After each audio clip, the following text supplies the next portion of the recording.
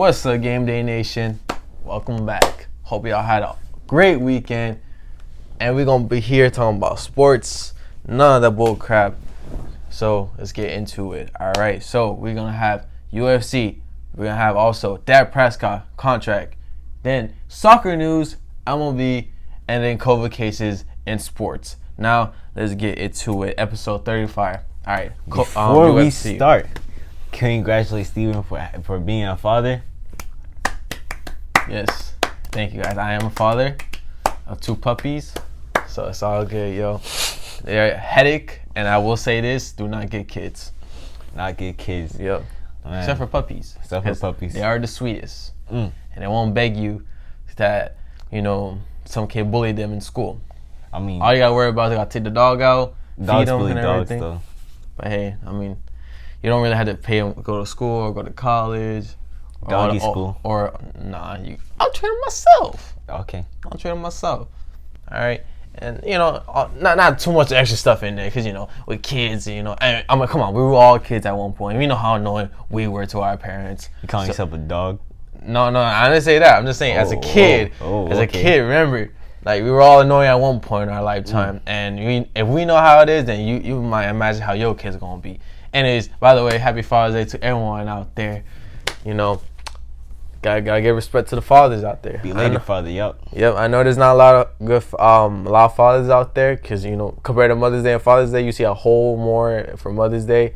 But hey, I know there's a bunch of good fathers out there. So, thank you guys. All right. So, UFC. Let's get to it. UFC. Saturday, there were several good fights. I'm not going to lie. I was kind of disappointed in one fight. Mainly it was the first fight. It was Miller versus Roberts, right? This is catch weight. If you don't know what catch weight, it's really an unidentifiable weight class. Really? Yeah. So they call it catch weight. Catch weight, yeah. It's catch weight. So it's like a random weight class? It's not random. They're similar weight class, but it's not really I don't know how to say it.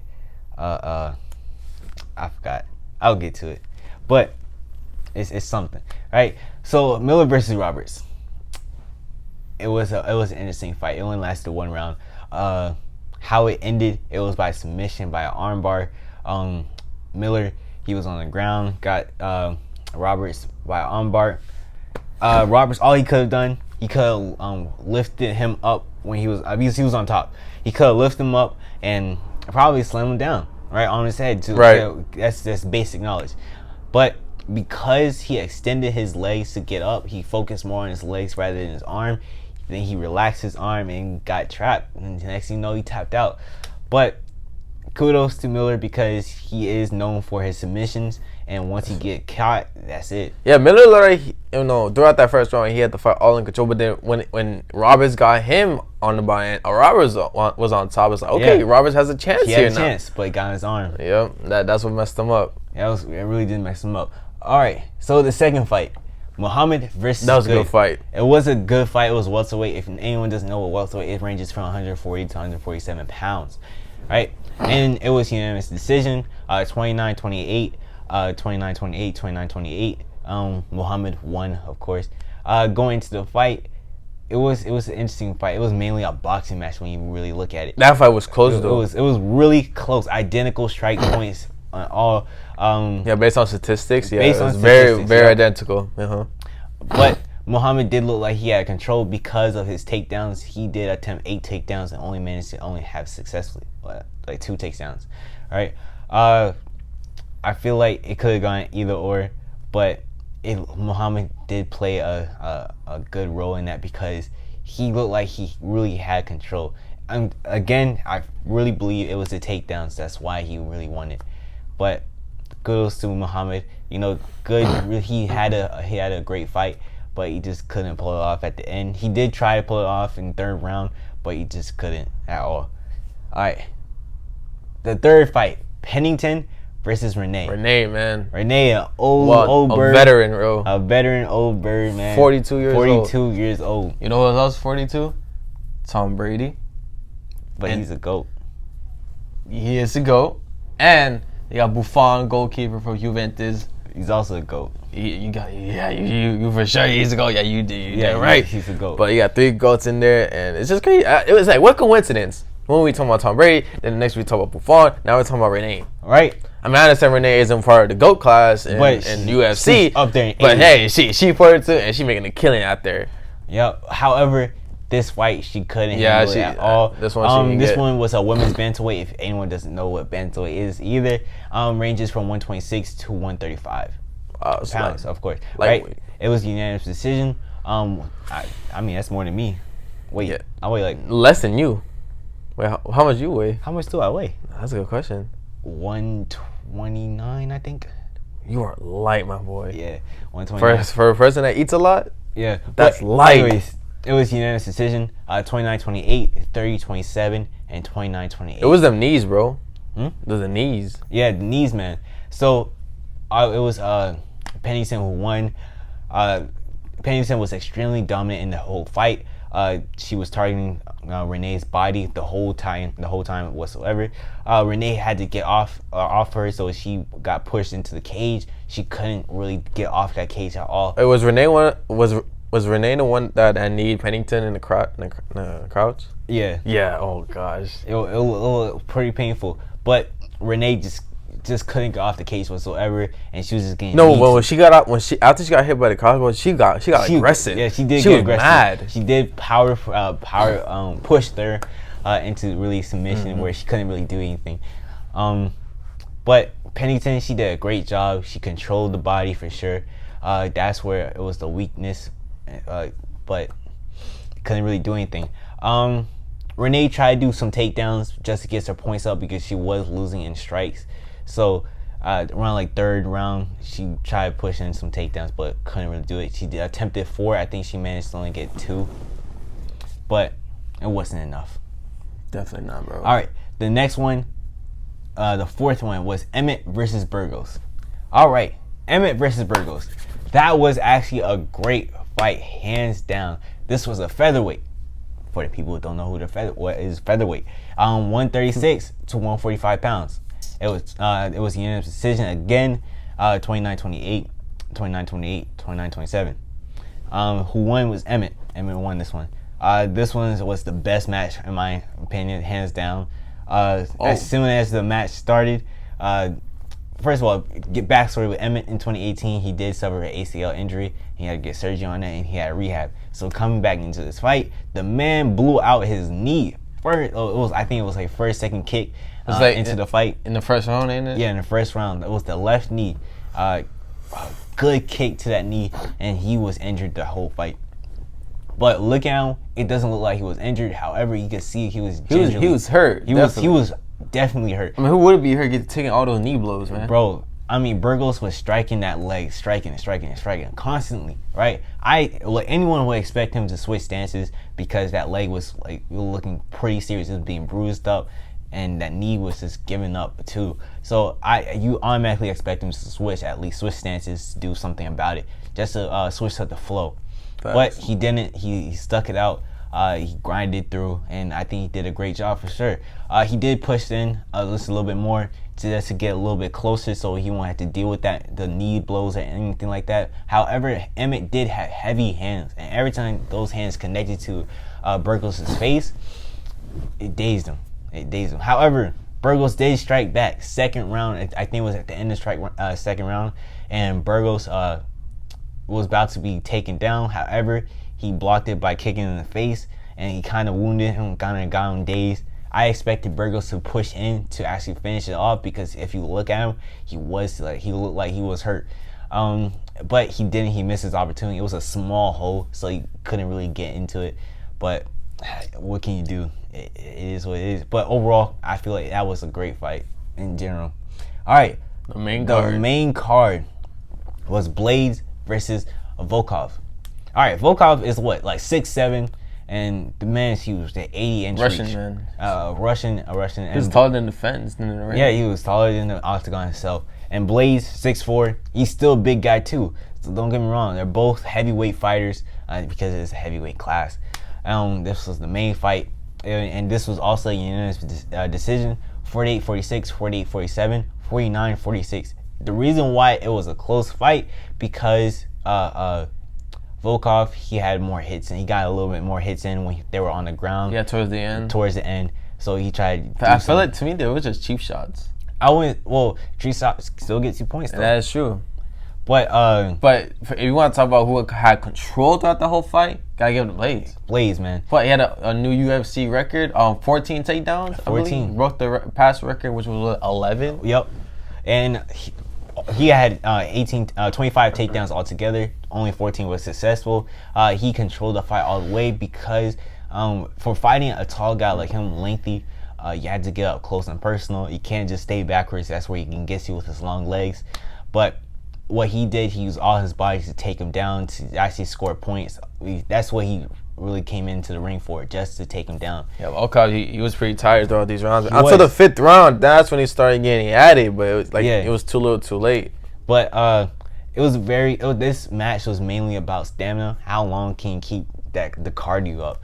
Because both sides, they were gassed. They just couldn't do it anymore. After the 5th round, that was it. They both looked like they wanted to pass out. But you had to give it to Blaze because he pushed it through every round. He had a takedown. The first 10 seconds, it was a takedown of that match. Throughout that whole fight, it was just straight takedown. Throughout the whole fight, it was just straight takedown. I'll give credit to Volkov, though, because he lasted 5 rounds, bro. Yeah, getting takedown all the way. I mean, yeah, give him credit, yeah. And towards the end, that's when he started really getting at it. However, I think it was during the 3rd round, or right, like the end of 2nd, beginning of 3rd, that's when he started using the cage as more of his support to stand up, because the man was getting taken down constantly. He couldn't find an answer to parry it. He did parry a good 9 of them, but I mean, 14 takedowns is still a lot throughout the whole 5 rounds. But I had to give it out to both fighters. They both pushed it through. It was a close fight, even though it didn't look like when watching it, it was like that Blaze had it all. Had it all, yeah. If you look at the strikes, the man cat called, he was doing it most. I give it to him, man. I give it to him. Yeah, big facts. But that will wrap up, really. Yeah, let us know if you guys want us to continue covering UFC. I believe we have one more. I believe UFC Vegas number 4. I think this is last weekend. Then the UFC will take a 1-week break. And as you know, they'll be in Abu Dhabi on July 11th. So let us know you want to continue for this upcoming UFC fight card. All right, but you know what? I'm still learning about UFC, and I'm enjoying it. You know, me and Omar and the rest of the boys, we all had a little mini get together, fight night at my house pretty well. So I like UFC. It really got me interested. Anyways, we'll move on to Dak Prescott and the Cowboys. All right, Dak Prescott. He signed a $31.4 million extension. Well, he hasn't, but it's planning. He's planning. It's a franchise tag right now, right? And they're supposed to do it. They're supposed to work on July 15th, just a little bit more to lengthen up the deal a little bit more. Yeah. But he has numbers. He finally has numbers, and they're finally doing something, right? Jerry Jones finally stopped holding out on this man. Jerry Jones been said, like, here's a franchise tag, sign it. Like, come on now. Well, who wants to sign a franchise tag, man? I understand that, but it was there. The opportunity was there for that. Right, it wasn't like there was no opportunity for any options. They didn't show any time that they wanted to extend his contract a little bit more. He wants to be the future, and Jerry Jones didn't look like he wanted him to be the future. I want to say that I just feel like that was asking too much. I mean, as you know, back past then, I mean, it says it was rumors that was asking $40 million a year. But no, he would get like somewhere between 30, 35 mil a year. But towards the end of his contract, his like 4th or 5th year contract, he will get 40 million because Dak believes, and his agent, that towards that time the QB value will be much higher than it is right now. But I was like, damn, I feel like he was asking too much on his part. But his agent was right. It was higher than what it is right now. I mean, like I said, Dak is not wrong in his agent for saying that towards his 4th or 5th year that the QB value would be much more high because Lamar Jackson is gonna he's due for a big contract soon. I mean, he's worth a big contract. Oh, you most definitely. Unless that Madden curse kicks in, then. And there ain't no Madden curse with Lamar, man. He gonna do it. He gonna pull through. There's always a Madden curse. We all see what happens in 20. And then Patrick Mahomes, as you know, he's due up for another contract. A lot of these quarterbacks are doing. Yeah, and then you got big quarterbacks coming in like Trevor Lawrence and Justin Fields, and I would assume those players will be due for big contracts too. They'll do big things in the NFL. So it should be pretty interesting. But I am glad that, because this is an indication that Dak will play this season. Hopefully, there's no holdout. I mean, he's getting his $31.4 million. I mean, it's not a long-term contract. It's not a guaranteed contract. It's not. But at least he has the option now to make some money instead of staying home, you know? And there's just one step closer, in my opinion, in getting that luxurious, big long-term contract. Probably. But as you know, big long-term. We're talking about. I think he deserves it. I don't think he deserves $40 million, but he definitely deserves a big contract. When was really the last time they actually made it deep into the playoffs? It's been a long while. They lost to the Eagles. First of all, that division was garbage. It was garbage. Well, it was the worst division in the NFL. I mean, an 8-8 division. I don't understand. NFC has like the talent, has the coaches and everything, and they always end up like just not. They just stink. Yeah, they just think I don't understand. The NFC is very bipolar, in my opinion. Just very, very bipolar. You hate to see it. Like, see, you have teams who want to be great. Next thing you know, once it comes crunch time, out of all teams, the Redskins coming out the division, out of the Cowboys and the Eagles, like and the Giants, it's amazing. It's amazing. That's all I had to say. But like I said, yo, if that were not to do this, I think the Cowboys will still be fine with Andy Dalton. Yeah. Because they got him from some change. I mean, Andy Dalton's not a bad quarterback to begin with. If you give him the weapons, he will succeed. Yeah. And to see. And go on a deep run, you got him from some change. Plus, you have Mike McCarthy. I mean, why not? I think it'll work. And Mike McCarthy, I'm sure he'll do a better job than Jason Garrett did. Oh, I'm sure he learned his mistake back in Green Bay. Yeah, not do anything with Aaron Rodgers. I mean, he had that one chip, but you could go so far with that. But ultimately, Cowboys are going to have a great season. I think they'll definitely win the division. Dak Prescott or no Dak Prescott. And trying to get Jamal Adams because he's still in the trade market. Jamal Adams still wants to go to the Cowboys. So Jerry Jones, are you going to? That's a real question. What are you going to do? Give Dak Prescott the big money for a long contract, or give him a little bit of money and pick up Jamal Adams? Well, that depends because Jamal, like I said, Jamal Adams about to be up with his contract. In our past videos, I mean, Jamal Adams still eligible to stay on his rookie contract. He's about to enter his third or fourth year. Yeah, just about. Yeah, and I say Jamal Adams, play your rookie year, play your rookie deal, that 1 year you have left, and then get your big contract. Like basically, prove it deal. You know, you're only 24 and you're still young. Prove it. He went to 2 Pro Bowls under 24, man. I don't know. I mean, only one. I don't think it's necessarily he's out of New York because the money wise. I think he doesn't like it there. No, he doesn't like the chemistry. He doesn't like anything. Exactly. I feel like if you don't like it that much, then just leave at all costs. Go to Dallas and prove it that 1 year, and you get a big luxurious contract. You know, the Jets. If you ever need a replacement, I'm here. Oh, definitely, man. What they call you? What they call you out the field, man? Lockdown Omar Island. No, man, I don't want to steal anyone's thunder because I'll make it work. Nah, they call me the legend, the myth, the Loch Ness monster. See, you see my plays, but you don't see it. That's what it is. It's dangerous. Like basically on a foggy game, you just come out of nowhere without people even noticing. Yup, that's what they call me, man. The DBs, I'm dangerous. I like that. All right, well. At least you got, the Dak Prescott going into agreement. But one thing that's still not going into agreement is the MLB, y'all boys. Now, we're not going to get too deep with this because there's just so much we could just talk about the MLB. But we won't keep it short because I don't want to get too much attention with MLB. But anyways, according to Jeff Passan, here's the quote right here from his latest tweet. MLB Commissioner Rob Renfrew sent a letter to MLBPA Executive Director Tony Clark today offering to cancel expanded playoffs, universal DH for 2021 if a full season isn't played in 2020, sources tell ESPN. Players are concerned about giving them leverage of playoffs or not. Honestly, in my opinion, I don't want expanded playoffs. I think how the players we have right now is perfect. Yeah, they don't need expanded playoffs. Because that makes the regular season very important. You know what they're trying to do? I feel like just trying to cut the regular season short, but just expand the playoffs a little bit longer just to make up for it. Nah, I don't like that. Anyways, and here's a tweet about regarding the MLB and MLBPA and coming agreement, if the season start. All right, the proposed 2021 2021 olive branch may be the last and best chance MLB and MLBPA have to strike a deal. Players have planned on voting today whether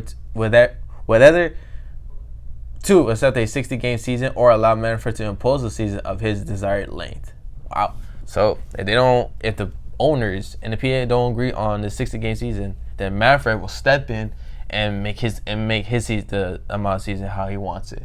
50 games, 60 games. I don't think the PA wants that. I don't think they should. So I think this is time where both parties have to just come to an agreement. Like I said, the gap is starting to close a little bit. It's closing real quick. I mean, bro, there are like places, facilities are closing up because of Corona, and this is easily transition over to the coronavirus, man. Right now, a lot of facilities are shutting down again. A lot of them in Florida too, mainly. Yeah, you had the Toronto Blue Jays spring training facility. You had the Phillies. Also, Tampa Bay Lightning, their facilities are closing down. For the NHL, they're closing down, and then a bunch of college. A lot of college facilities are closing down. Notably, you have Clemson, who had about 28 student athletes tested positive for COVID-19, which is a big number. Oh my goodness! Right? I mean, what are they doing over there? And then Kansas State announced they have 14 players tested positive for COVID-19. And also the Tampa, for football terms, you have the Buccaneers. They had about a couple players. Like 2-3, I think. And assistant coaches, they got tested. And not only that, because back then, when we were talking about MLB coming back, and even the NBA, Arizona was a hot spot to go to play in the season, right? Because COVID cases back then was very low. I think when it was at its peak, COVID back in mid-March when everything was closing down, I think the highest was like 500 cases a day, which is not bad. And in Florida, they hit a couple thousands, but it was you would say it was controlled. Majority of all the COVID cases were coming from South Florida, but when you go to Central and North Florida, not that much action, right? But now you're seeing a huge spike in Arizona. Arizona has hit 2,000 COVID cases a day. But you have to include the testings. We have more testing out now. Actually, remember, we were a shortage on like the face mask, right? But now you could buy face masks anywhere you go. They're everywhere. Like, bro, you can get them anywhere. And also, and it's the same thing with Florida. Florida cases has gone down, every open, and then you had the governor saying, okay, all sports leagues you could come and play in our state. You had UFC, NASCAR, NFL, and even NBA, because NBA, they are gonna play in Orlando. So the governor of Florida gave the green light, right? Governor DeSantis. But now you see the cases rising up, both in Arizona and in Florida, and those were the states, the main states that leagues wanted to go and play. Yep. But you hear that, it's like, okay, so what's gonna happen with the NBA?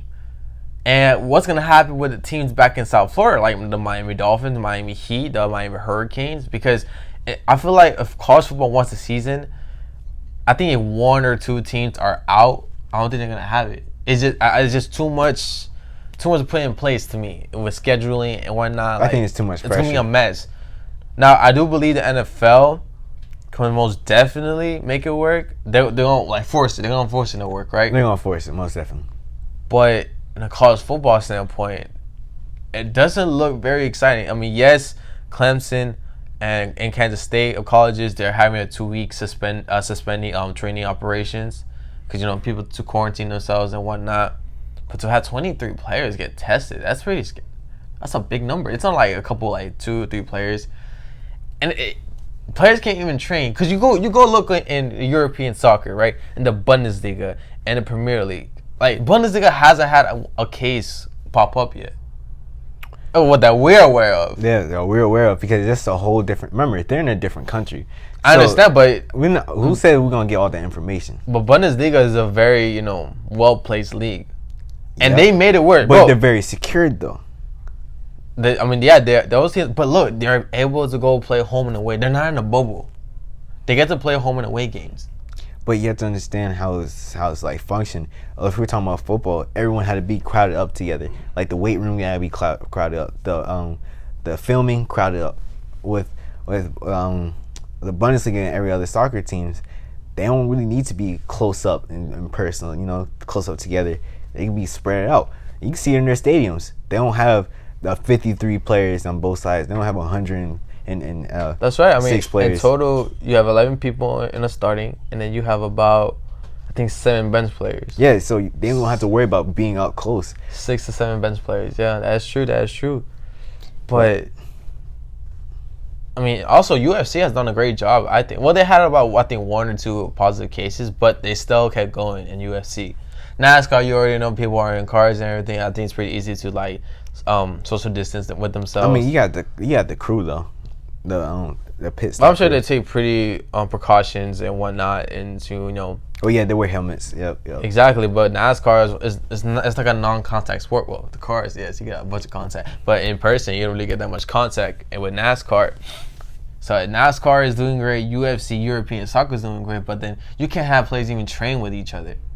What does this mean for the NBA? Because the NBA is a close, real close, yeah. With sport, I mean, you got people getting dunked on. You get the ball. You guys are like touching each other, like almost.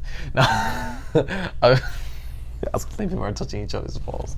No, but my bad. But anyway, people are, they're sharing the same ball, right? With their hands, you got sweat and whatnot. Compared to the European soccer, you have your feet, right? The only time a player's gonna touch the ball is the goalkeeper, but he has gloves regardless, anyways, in general. And as you know, the ball boys, they're disinfecting the balls and all whatnot. the time, every time you rotate it, yeah. But this is a real question: how the NFL is gonna do it, how the NBA is gonna do it. They won't be able to really they won't be able to sanitize the ball like that because I don't know, you really can't. They use the ball every time throughout the whole thing, unless they switch out every time the play is down, but that just takes a little bit longer. Bro, I have no words. I can't tell you if there will be a season at all or there won't be. I heard Adam Silver is still gonna go. He still feels confident with the whole bubble scheme they have in Orlando. I don't know, man. It's scary. I don't know. It's scary. I have no words to say what I think will happen when the fall. Hey, if it happens, it is what it is. If it happens, your boy gonna be live streaming FIFA games, 2K games, Madden games. Just gotta wait for that new Xbox to come out. So stay tuned for that. Right, Omar? No. Ready to get murked on Madden? I don't do Xbox. This guy. Anyways, we're gonna switch over to things that are happening in sports. European soccer now. Alright. First off, we're gonna go the Bundesliga real quick. All right. As you know, here is a table right here for for the standings. As you see, Borussia Mönchengladbach is in 4th place. Leverkusen did lose their past game, so but how many points are they down? Let's see. 1. Just 1 point.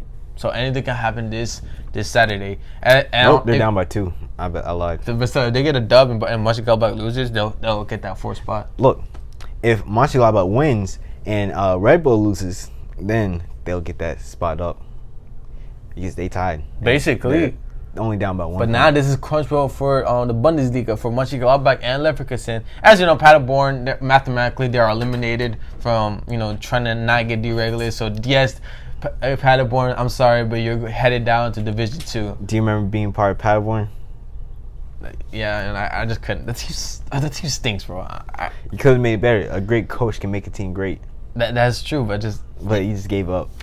Bro, when you go from a great team and you go down to a garbage team at the end in the same season, so your morale went down because of that. I was pretty salty because the not true, Schalke. coach. Man, I'm glad Schalke was losing. I know Schalke in game and in real life is different, but Schalke, they wanted to cut me. They wanted to terminate my contract because of a player because I gave a little extra cash. I'm glad y'all losing in real life, but hey, whatever. Anyways, here's the scores right here for the Bundesliga. I guess our prediction was kind of a bit off on that. Mine was completely off. The one that really surprised me was Hertha Berlin beating Leverkusen 2-0. And Leverkusen is going to be playing in the German Cup in July 4th against Bayern Munich. They're going to be in the final. So they're losing to Hertha Berlin, and it's kind of thing right there. And once you go back beating Paderborn 3-1, I mean, I was kind of close to my prediction. I had them winning 2-1. Yeah, but FC Cologne and Frankfurt 1-1. They won at the time. I got it correct. And then Wolfsburg blew out Schalke 4-1. Now, if you guys didn't notice, all these games were played at the same time at 9:30. And if you're asking why is that, well, because just let's say one team they clinched the spot right to the Champions League, right? And that team that was fighting for that spot is now eliminated. Now there's basically nothing to play for. So they have all the games played at the same time. So other teams don't know what's going on. So they're all playing the hardest, right? They do the same thing in the World Cup. When is the last game in the group stage? All 4 teams will play at the same time. So if one team wins and he clinches the number 2 spot, then the other game is like, wait a minute. There's no point of playing hard because win or lose, nothing happens. So that's why they play all the games at the same time. Same thing that will happen for next week. Check out for on Friday for our last Bundesliga predictions. So check that out. Anyways, here are the standings for the Premier League as of right now. Premier League. All right, and also here are the scores for the Premier League. And as you know, Friday, the game that stood out to me was Manchester United and Tottenham Hotspur. They're both tied. Manchester United, again, look, they're 5th place right now. They could even get that 4th spot for the Champions League. I wouldn't say it would be easy though. It won't be easy, definitely, because I don't really have that much faith in Manchester United, to be honest with you. But all right, so for the game of the day on Saturday was Arsenal against Brighton. Bro, Arsenal. What's that? Brighton. Brighton. Brighton. Bro, Arsenal is a joke of a team. Wow. A complete joke. When I remember they were all talk. They were like the top of discussion, man. A few years back, and now it's just like they're just garbage. Well, according to reports, Brian, when Arsenal first scored when they scored their first goal in the 68th minute, there were a lot of players were just talking trash, talking smack to the other team, right? But they were like, no, y'all not gonna talk trash like us. We gonna beat y'all cats. Anyway, so you had Dunk scoring in the 75 minutes, so they tied up the game. But the one Murphy scoring a last minute, bro. Look, the referee gave 4 minutes. 4 minutes. Yep. Of extended time. It was already passed by then. This was do or die. And they scored the last minute goal. Not last minute. It was last second goal. Last second goal to seal the win. Bro, what an in your mouth moment for Arsenal. Oh my gosh. Like, this team is a joke. They're just a joke. Tell me how you feel. I have no words. It's just, Arsenal's just a joke. It's just atrocity, man. Like, y'all were so good. How you feel about the fans? Years. I feel bad for the fans. You feel bad for the fans? They do not deserve this, man. They don't deserve this. Yeah, man, disrespecting the team like that. For sure, dog. All right, so the main game right here for Sunday's slate was Liverpool against Everton, and that's like, the Liverpool derby right there because both teams are located in Liverpool. Yep. But as you say, Liverpool, Everton, this is the first game back from post-pandemic, and I don't know. I think 0-0, not an exciting matchup. I mean, it looked like Liverpool was in control throughout the whole game, but ultimately it was just a tie. I mean, there's not really much to say about that. But the one good game that happened on Sunday was Aston Villa against Chelsea. Now, I want to give respect to my guy Pulisic, who plays for the American team here. And wow, that goal! I wish I could show you the video, but I don't want to get copyrighted. But the Premier League, because all of these soccer games, man, they are very tight with their highlights and all that stuff like that. Right? And we trying to showcase to the American audience, but I get it. We're not part of NBC, so it's kind of tough. Yeah, so if you want to check out the highlights of the Chelsea and Aston Villa game, which I suggest you should, go check out an NBC YouTube channel. But Christian Pulisic, man, it was a banger to me. And Pulisic, bro, it's nice to see because recently this past summer he did sign a contract with Chelsea. I believe it was a transfer fee of about, I think, $70 million. It's crazy how they just don't have no cap limit or anything. No, it's fun. It's fun. It's fun to play. It's fun to play in the European soccer, like with contract negotiations. But it'd be ridiculous. The transfer fees, bro, it'd be ridiculous because you pay the fee for the player to the team. Now you got to negotiate the contract with the player. So it's like paying extra bucks. I mean, you do have the option to trade for players, but that rarely happens. And in some incidents where you could loan players, basically rent a player. So let's say I want to get Pulisic, right? I tell them, like, I'm a lower ranked team because hey, I wanna loan Pulisic for 1 season, right? So okay, I'll pay this amount of money.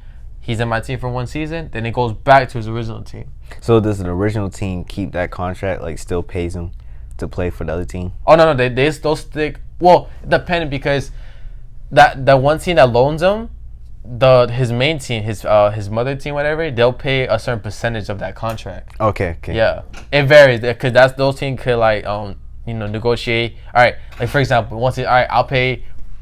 No, the mother team will say, okay, I'll pay 40% of his contract while you pay 60% of the contract for that one season. And you don't even need to do one season. If you really want, you can just have that player for just half the season.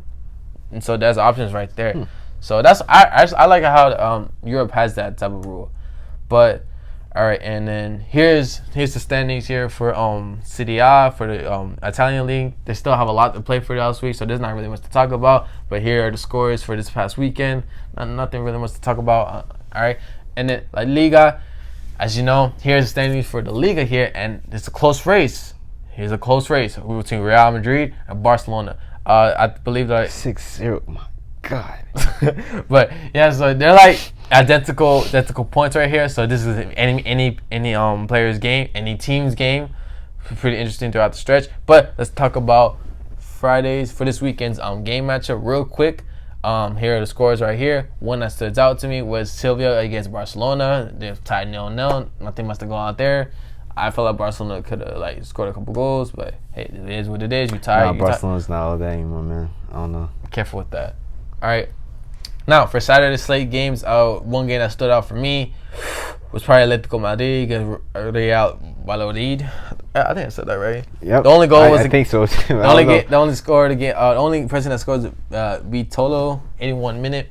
Nothing much. Atletico Madrid is getting up there in the standings. They're getting up there. Yeah, I think they can make a Champions League. They did beat Liverpool in the round of 16 matches in the Champions League. They're about to head to the quarterfinals. I mean, you're the same person who believes in the GOATs. So I don't know. Okay, but these are more stellar teams, all right? More accomplished. All right. More accomplished. Yes. Sunday game slate. Two games that stood out for me. Celta Vigo against Alves. 6-0. My goodness, bro. A blowout. Jesus. And then that. If I was in that game, I would just forfeit. Once it hits like 5, they had 2 penalties. Bad part of Alves, man. They're getting deregulated. And then you have Real Madrid going against Real Sociedad.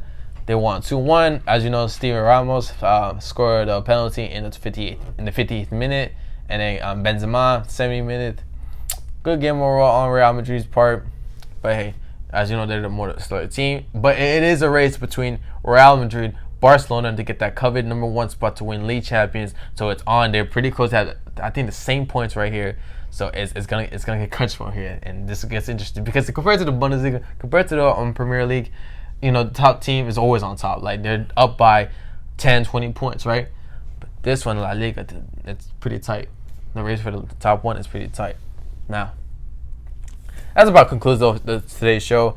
Stay tuned for Wednesday. Like I said, anything can happen in the span of one day. You don't know. Anything can happen. We don't know. By Wednesday, MLB could probably come in agreement with the MLBPA, and we got baseball season. But we don't even know if that's the case because now we got to talk about protocols, where they're going to play, when and where. We don't know. I don't even like the MLB anymore. I don't know. We'll see about that. But I don't even know if the MLS is still going to have their season in Orlando. Oh, yeah. They've been kind of quiet, huh? But they're coming. They're coming. Trust. That season is coming. But NBA still got a couple question marks. They seem pretty confident, but we'll see how far that goes. NHL, I don't even know what's happening, man. NHL, they're doing phases right now. Right now, they're still in phase 2? No, but they're trying to go to phase 2, but right now they're doing phase 1 because, the Tampa Bay Lightning, they got a couple COVID cases there. But they're still in phase 1 where players can, go out and train and whatnot in facilities. Yeah. So speaking about training, you know that Tom Brady, he was training with his players, right? I was kind of hurt. Which players? Oh, the Patriots players? No. Oh, with the Tampa Bay? Yeah. Oh, yeah. I was kind of hurt, but you know what? I can't do anything about it now. Jared Stidham, he's our boy. In Belichick we trust. Hashtag in Belichick we trust. It's tank season, yo. It really isn't. Tank for Trevor Lawrence, man. Tank for Justin Fields. Get that Trevor Lawrence and Justin Fields sweepstakes. You know what you're talking about. Yeah, don't be surprised. I don't know. Don't be surprised. But anyways, man, stay tuned for Wednesday because, things will happen, probably will happen, or it could happen. Jamal Adams could go to the Cowboys or end up going to the Browns. Exactly, and then there are a couple games in European soccer, so check us out on Wednesday. We'll review a couple of them if nothing big happens. But anyways, we'll have the scores anyways on Wednesdays for you on this week's soccer schedule for Monday, Tuesday, and for Wednesday comes. All right, thank you guys for tuning in. I'll see y'all Wednesday and Friday. 3 videos a week, as you know. Like, share, subscribe. Tell your mom, tell your daddy, tell your grandpa, tell tell your your dog, the cat. And like I said again, happy Father's Day to all the fathers out there, including me, because I'm a father of 2 dogs. But, yep, appreciate y'all. Have a great week. Well, have a great Monday and Tuesday. See y'all Wednesday.